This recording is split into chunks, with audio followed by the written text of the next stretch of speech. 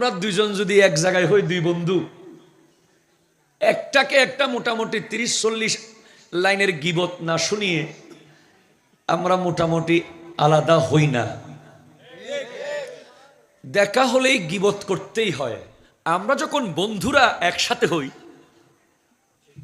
অফিসের কলিগ বলেন, ব্যবসায়িক পার্টনার বলেন, ক্লাসের বন্ধু বলেন, ফেসবুক বন্ধু বলেন, আমাদের আলোচনা থাকে দুনিয়াবি আলোচনা। তোর ব্যবসা কেমন চলতেছে, তোর চাকরির বেতন বাড়ছে কিনা, ওদিকে নতুন কিছু করতে চাচ্ছি। হ্যাঁ, এগুলো মোটামুটি চলে, ভালো জিনিস, খারাপ না। কিন্তু আবার বেশিরভাগ সময়ে আমরা কারো গিবতে চায়ের কাপ শেষ করি। ওই বদ্দার দোকানের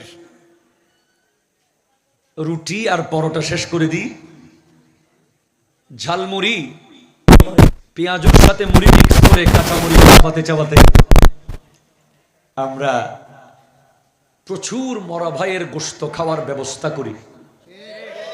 আর আমার নবীর সাহাবার কথা আসতেছে সূরা আসরের তাফসীরে, যেই দুজন সাহাবা একসাথে হলেই দুজন একজন আরেকজনকে সূরা আসর শোনাতেন।